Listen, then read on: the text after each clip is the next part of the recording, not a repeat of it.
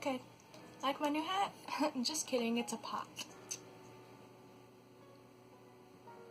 And today, ironically, I'm going to be talking about pots, but obviously not this pot, or not the, that pot either.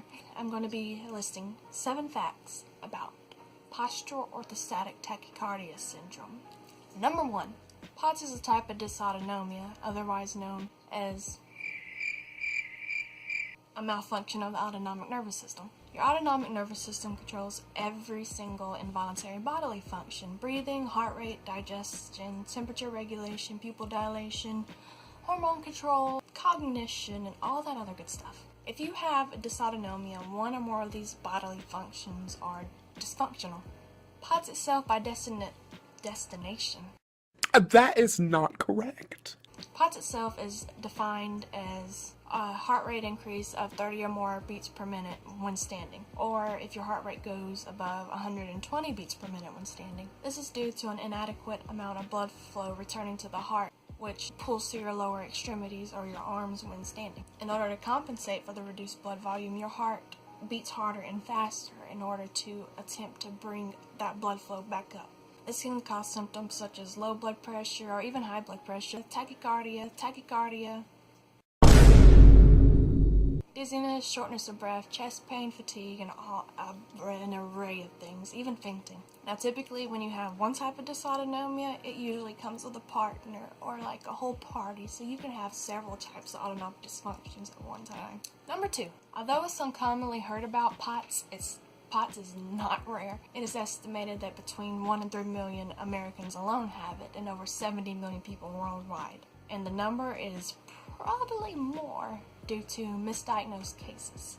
It is more common in women under 35. However, anyone may develop it. Young, old, black, white, it doesn't matter. It doesn't discriminate. And legend has it, if you get it as a teenager, you'll eventually grow out of it. But obviously that's not the case. I'm 21, or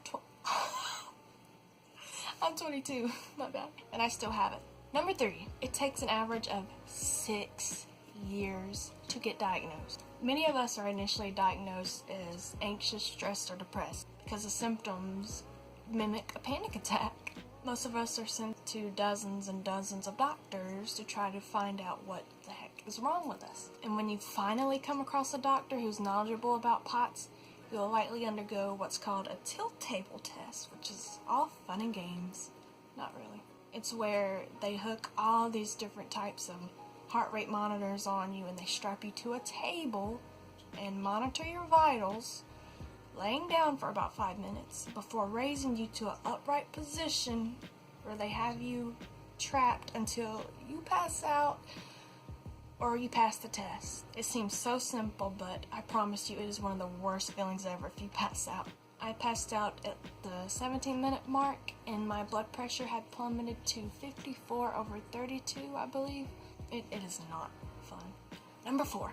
There are no cures or FDA-approved treatments for POTS. The common drugs include beta blockers, florgelcortisone, midodrine, and sometimes antidepressants. Other treatments include increased salt and fluid intake to raise the blood volume, or compression stockings to help prevent blood pooling.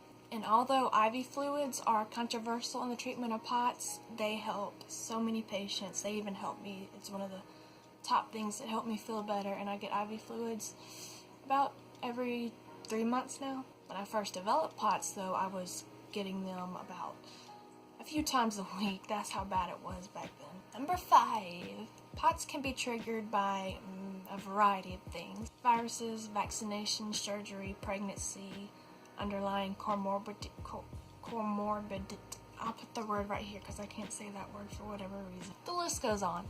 But POTS mostly develops after a virus like mono or the flu, and it just continues to linger and stay with you, like that relative that doesn't want to leave after the party's over. Number, what are we on?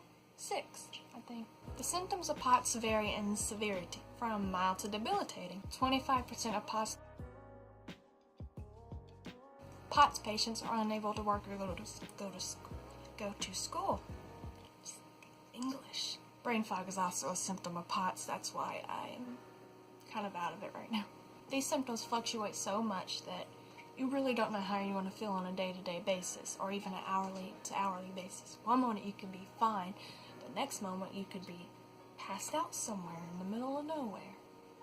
That's not fun. Some patients are able to live relatively normal and independent lives, while others are homebound. And this can always change. Never take your health for granted. Please don't take it for granted. Number 7. Potsies, also known as our little code name for us. Potsies are warriors. We go through our everyday life fighting battles that no one knows about. Internal battles and external battles. Our nervous system is fighting its own self. But we also have to fight the external factors like the stigma surrounding chronic illness and all these insults about how we're faking it, or we're too lazy, or if you think positive it'll all go away. That's not the case, honey. We fight doctors about this. Like, yeah, you may have the medical degree, but you don't live with it every single minute, every second of your life. You probably spent a chapter reading about POTS in your medical journal or whatever, medical books, but we've lived years for it. I'm sorry, I'm going on a rant now. This is not to all doctors, by the way. I've had some amazing doctors who've helped me so much. My pediatrician was an angel, and my pediatric cardiologist was an angel. My chiropractors are angels. Even my counselor's an angel. The others are just...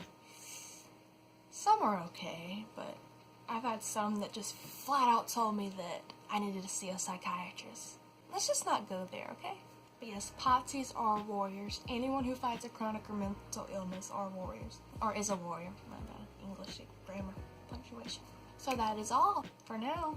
Those are the main facts about POTS that you should learn about, and I hope you're more knowledgeable about it. And if you have POTS, leave a comment below about the things that help you the most. Bye.